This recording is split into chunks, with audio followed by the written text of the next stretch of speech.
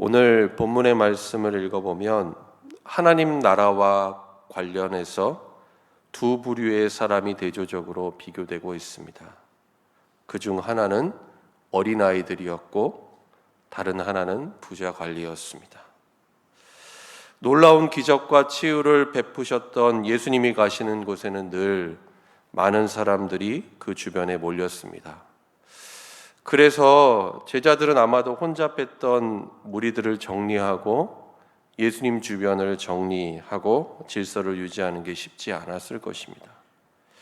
바로 오늘 우리가 읽은 본문 15절의 상황도 그러했습니다. 15절 말씀 보시기 바랍니다.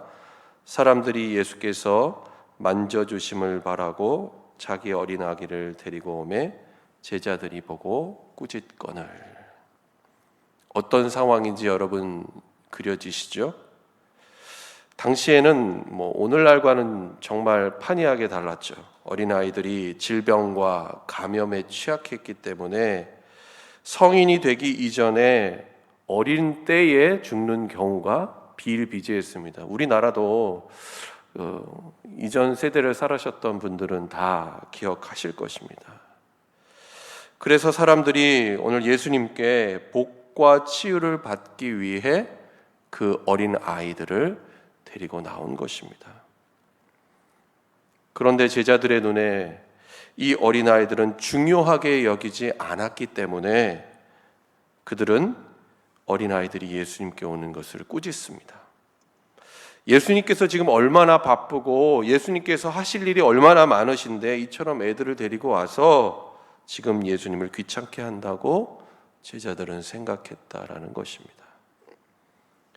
그러자 예수님께서는 이 상황 가운데 제자들에게 이렇게 말씀하십니다. 오늘 본문 16절 말씀 같이 함께 읽도록 하겠습니다. 예수께서 그 어린 아이들을 불러 가까이 하시고 이르시되 어린 아이들이 내게 오는 것을 용납하고 금하지 말라. 하나님의 나라가 이런 자의 것이니라. 당시에는 사람들에게 하찮게 여겨졌던 어린 아이들입니다.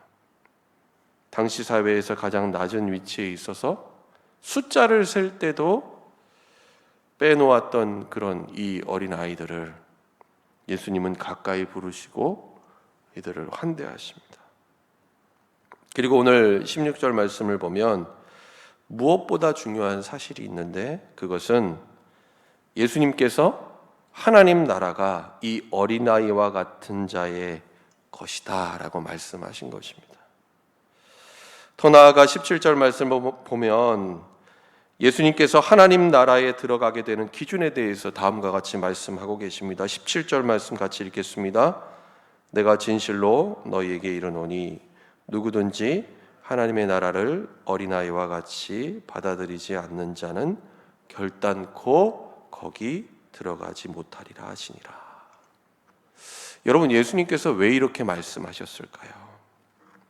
하나님 나라는 어린아이와 같이 낮은 자, 무엇보다 스스로의 자격이나 능력이 아니라 하나님께 전적으로 의존하는 자만이 들어갈 수 있기 때문이었습니다. 여러분, 어린아기가 무엇을 자랑하고 내세울 게 있겠습니까? 그렇기에 교만할래야 교만할 거리가 없습니다. 그리고 무엇보다 어린아이는 부모나 어른을 온전히 믿고 의지합니다. 누군가의 도움과 은혜 없이는 살아갈 수 없는 그런 존재가 바로 어린아이라는 것이죠. 이제 오늘 18절 이하의 말씀을 보면 이와 같은 어린아이들과는 상반된 사람이 예수님 앞에 등장합니다. 오늘 본문의 말씀 우리가 읽어보면 그는 어떤 사람이었습니까? 관리였고 계명을 잘 지키는 사람이었으며 큰 부자였습니다. 이런 그가 예수님께 이렇게 묻습니다. 18절 말씀 함께 읽겠습니다. 어떤 관리가 물어 이르되 선한 선생님이여 내가 무엇을 하여야 영생을 얻으리이까? 이 부자 관리의 질문에는 두 가지 의도가 담겨 있음을 우리는 알 수 있습니다.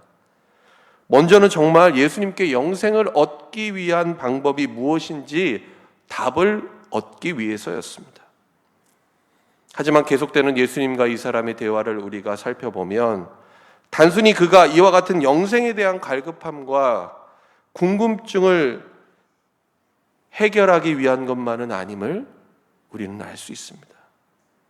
자신이 지금까지 살아온 삶, 선한 행위, 사회적인 지위, 사람들의 평판으로 볼 때 나 정도면 구원을 얻고 영생을 얻기에 충분하지 않느냐라는 것을 예수님 앞에서 드러내고 인정받고 싶은 그런 마음이 있었다라는 것입니다. 예수님께서는 이런 그의 마음을 알고 계셨습니다. 그래서 그에게 결정적으로 부족한 것이 무엇인지를 오늘 본문 22절에서 말씀하고 계십니다. 22절 말씀 함께 읽겠습니다. 예수께서 이 말을 들으시고 이르시되 내게 아직도 한 가지 부족한 것이 있으니 내게 있는 것을 다 팔아 가난한 자들에게 나눠주라. 그리하면 하늘에서 내게 보화가 있으리라. 그리고 와서 나를 따르라 하시니. 여러분, 이 부자 관리에게 있어서 가장 중요한 가치로 여겨졌던 것은 무엇이었습니까? 바로 그가 가진 많은 재물이었습니다. 그는 앞서 언급된 계명들을 어려서부터 지금까지 다 지켰습니다. 스스로 의인이라는 것을 내세웠습니다. 그러나 오늘 이 예수님의 말씀 앞에서 그는 큰 고민에 빠지게 됩니다. 그가 가진 많은 재물 중에 일부분도 아니고 그 전부를 다 팔아서 가난한 이웃들에게 나누어 주라는 것, 어떻게 하라는 것입니까? 모든 것 다 버리고 내려놓고 오직 예수님을 따르라는 그런 명령이었습니다. 오늘 이 명령 앞에서 부자 관리 어떤 선택을 하고 있습니까? 오늘 보면 23절 말씀 보시기 바랍니다. 그 사람이 큰 부자이므로 이 말씀을 듣고 심히 근심하더라. 동일한 본문을 기록하고 있는 마태복음과 마가복음 말씀을 보면 근심하여 그가 가니라 돌아갔다라고 말씀하고 있습니다. 예수님을 따르지 않고 근심합니다. 그리고 결국에는 자신이 그동안 재물을 최고의 가치와 목적으로 여기며 살았던 이 부자 관리의 본래의 삶으로 돌아가고 말았다라는 것입니다. 그는 아마도 자신이 지금껏 살아오면서 계명들을 잘 지켰고, 그래서 하나님의 복을 많이 받아서 이처럼 많은 소유와 높은 지위를 가지게 되었다라고 생각했을 것입니다. 그래서 많은 사람들로부터 부러움을 샀을 것입니다. 그리고 무엇보다 이런 자신이야말로 하나님 나라에 들어갈 자격이 충분하다라고 생각했을 것입니다. 예수님께서는 이런 글을 보시고 뭐라고 말씀하십니까? 부자가 하나님 나라에 들어가는 것보다 낙타가 바늘기로 들어가는 것이 쉽다라고 말씀하십니다. 왜 그럴까요? 부와 재물이 삶의 주인이 되어서 그것을 믿고 따르는 사람은 결코 하나님을 온전히 따를 수 없기 때문입니다. 여러분, 한 가지 오해하면 안 되는 것이 있습니다. 부자라고 해서 무조건 다 그런 것 아니죠. 성경은 그것을 말씀하는 것이 아닙니다. 예를 들면 이제 우리가 오늘 누가복음 18장 말씀을 읽었는데요. 다음 장에 등장하는 삭개오. 삭개오는 세리로서 많은 재산을 축적한 사람이었지만 그는 예수님을 만나고 주님을 영접함으로 변화된 삶, 하나님 나라를 소유한 사람으로 살아가는 모습을 우리는 볼 수 있습니다.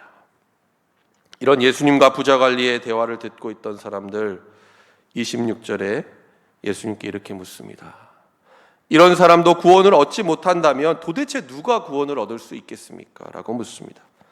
그러자 예수님께서 이렇게 답하십니다. 27절 말씀 같이 읽겠습니다. 이르시되 무릇 사람이 할 수 없는 것을 하나님은 하실 수 있느니라. 아멘. 하나님 나라에 들어가는 것, 영생과 구원을 얻는 것은 우리의 자격, 우리의 능력, 우리의 소유로는 불가능한 일이라는 것입니다. 오직 하나님께서만 하실 수 있는 일임을 예수님 말씀하고 계십니다. 여러분, 우리의 구원의 문제, 우리가 하나님 나라에 들어가는 것, 우리의 어떠한 행위나 세상의 지위, 권세로 되는 것 아닙니다. 영생과 구원은 자격 없는 자에게 주시는 하나님의 전적인 은혜의 선물임을 우리는 분명히 알아야 할 것입니다.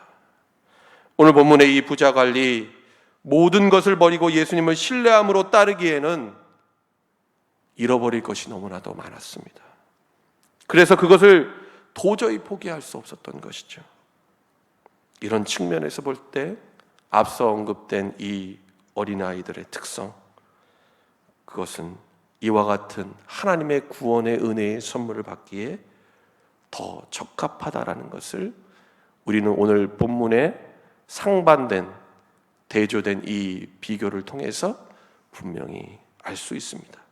어린아이처럼 겸손하게 믿고 따르며 하나님이 베풀어 주시는 은혜와 긍휼을 구하는 자만이 하나님 나라에 들어갈 수 있다라고 주님은 말씀하십니다. 이에 베드로는 예수님께 이렇게 말합니다. 우리가 우리의 것을 다 버리고 주님을 따랐습니다. 그러자 예수님께서는 마지막으로 하나님 나라의 역설과 반전의 원리를 다음과 같이 말씀하십니다. 오늘 본문 29절과 30절의 말씀 함께 읽도록 하겠습니다. 이르시되 내가 진실로 너희에게 이르노니 하나님의 나라를 위하여 집이나 아내나 형제나 부모나 자녀를 버린 자는 현세에 여러 배를 받고 내세에 영생을 받지 못할 자가 없느니라 하시니라. 아멘. 이 땅에서 재물과 세상의 권세와 지위를 하나님처럼 여기며 그 부요함을 누리는 자, 주님께 얻을 것이 없다라는 것입니다.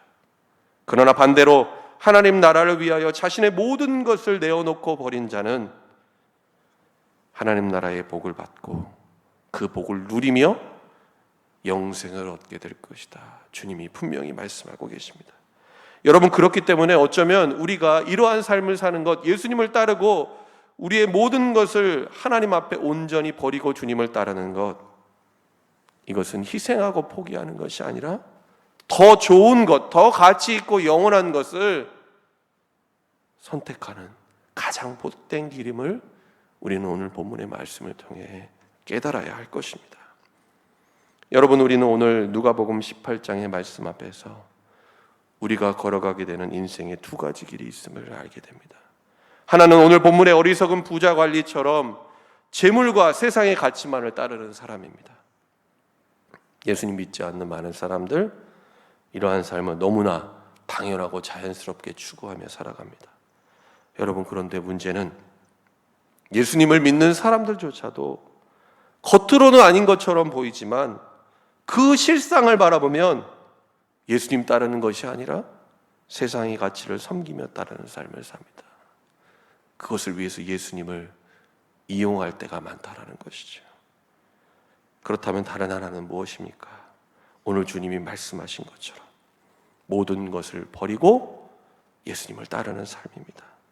하나님 나라의 가치가 얼마나 소중한가를 알고 있기에 다른 모든 것들을 포기하고 예수님을 따르는 것이 전혀 아깝지 않은 것입니다. 어린아이처럼 하나님을 온전히 신뢰하고 그분의 능력과 은혜를 믿고 의지하는 삶을 사는 것입니다. 하나님 나라는 이러한 자의 것임을 오늘 주님이 말씀을 통해 우리에게 말씀하고 계십니다. 여러분 오늘 이 말씀 앞에서 어떠한 삶을 사시겠습니까? 바라기는 오늘 하루의 삶을 살아갈 때 오늘 이 새벽 주신 말씀을 기억하며 그 말씀을 붙잡고 오직 예수님을 따르는 길, 영생과 구원의 길, 하나님 나라를 추구하는 삶을 살아가는 여러분 될 수 있기를 예수님의 이름으로 간절히 축원합니다. 기도하겠습니다.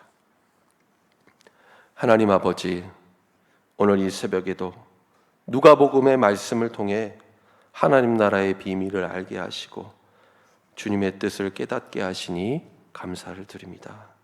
하나님, 어린아이와 같은 낮은 자리에서 하나님만을 온전히 믿고 따르며 날마다 주님의 은혜만을 구하는 삶을 살게 하여 주옵소서. 하나님, 우리는 예수님을 믿는다고 하면서도 오늘 본문의 어리석은 부자처럼 재물과 세상의 지위와 권세를 전부로 여기며 그것을 포기하지 않고 하나님처럼 섬기며 살았던 하나님 우리의 삶의 모습이 있음을 하나님 앞에 고백하며 회개합니다. 하나님 우리의 삶을 통해 하나님 나라의 영원한 가치를 깨닫게 하여 주시고 그 비밀을 간직한 자로 하나님 오늘 하루도 주님만을 온전히 따르는 삶 살게 하여 주옵소서. 예수님의 이름으로 기도드립니다. 아멘.